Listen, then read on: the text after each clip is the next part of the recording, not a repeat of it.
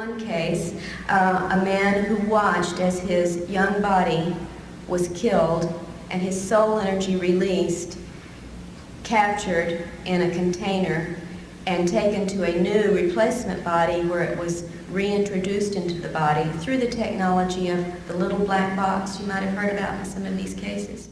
In Ted's case, we learned what he perceived as a cloning experience from an abduction he had when he was 8 years old on the Alabama farm.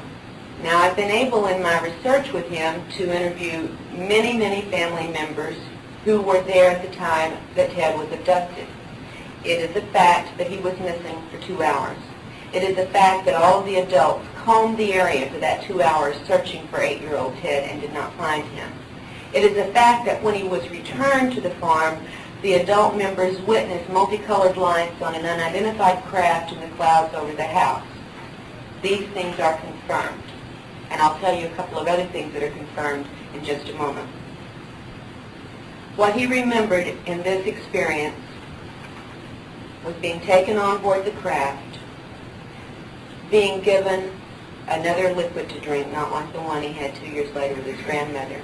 A greenish liquid, he said, that was sort of iridescent, and when he swallowed it, in fact, the only reason he drank it was because the female entity said that he could not go home until he did this, and he wanted to go home very badly. So he drank this liquid and immediately felt as if his body had become on fire. He regurgitated this material and got very, very sick. He was placed on a table, and without going into all the details that I do in the book, essentially he was killed. And at that point he felt that his intellectual person, if you will, separated from his physical body and stood back watching as his body was drained of blood and then removed from the room.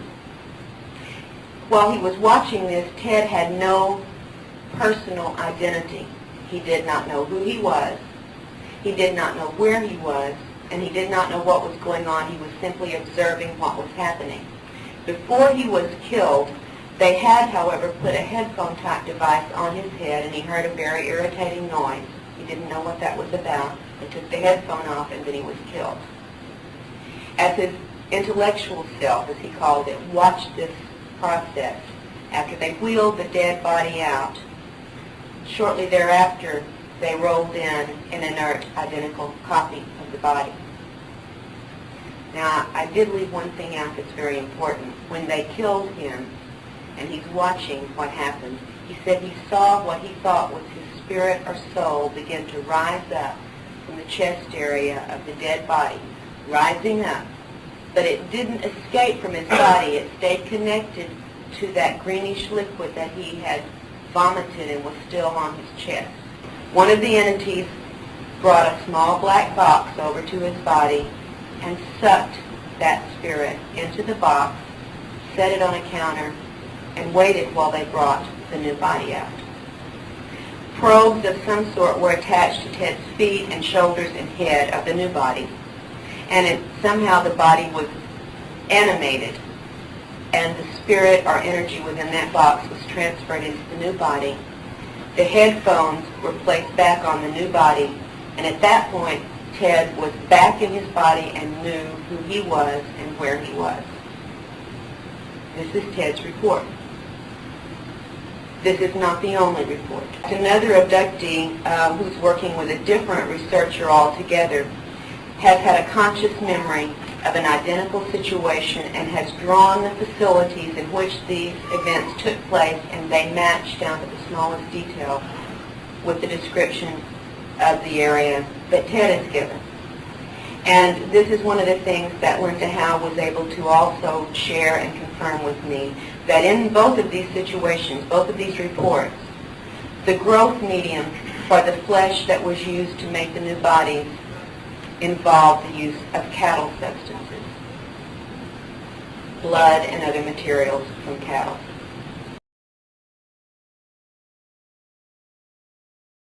Report identical scenarios, and I want to tell you what these include. They very often include what is clearly an underground facility. And in this underground facility, 3 basic types of activities and setups are reported. The first is what appears to be like a military base, and very often there are humans as well as aliens in this facility, where there are craft and there are activities going on such as a base might have going on. The second commonly reported underground facility is one in which apparently scientific research seems to be carried out, including, again, both alien and human workers. And the third type is what we've come to call the processing plant. And this, again, often has both human and alien personnel working in it. And in this underground processing plant, what we get reported over and over again is a setup in which human body parts are being processed like chicken or beef. They are being flayed, they are being dismembered, they are being drained of blood, they are sometimes reported stacked up like firewood, sometimes hanging, draining, sometimes going down, being dismembered as they go towards some unknown end facility. I don't make it up, and I don't necessarily believe it's real, but I know that it's what they really put in these people's minds. Whether it's virtual reality or reality, why are they doing it? What is the purpose of such a scenario, either real or imagined?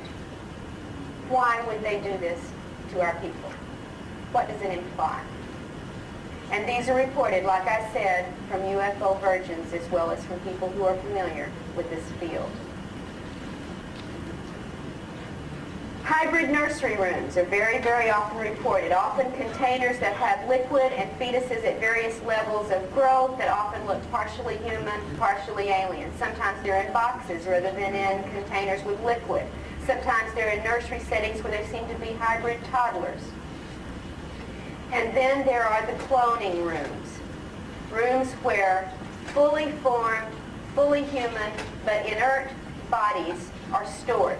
Sometimes in coffin-like boxes, sometimes with stored in upright cylinder containers, and they are sometimes identical, like 20 identical female bodies, 20 identical male bodies, and sometimes their bodies are identical to the abductee who is being shown this. In fact, in this book, 3 of the women were shown clones of their bodies. And what explanations were given for these clones? Well, Pat, remember the one where Jesus beamed in and said, "They're with me"? Pat was told when she was shown her clone body that it was for the resurrection. Well, haven't you read your Bible? They're going to have a new body at the day of resurrection, and we're the ones in charge of making them. Here's yours. You're safe. You got a resurrection body. Lisa, on the other hand, shown her cloned body, was told that it would be used to replace her if she did not cooperate in what they wanted her to do, and nobody would ever know the difference. Which story are we going to buy?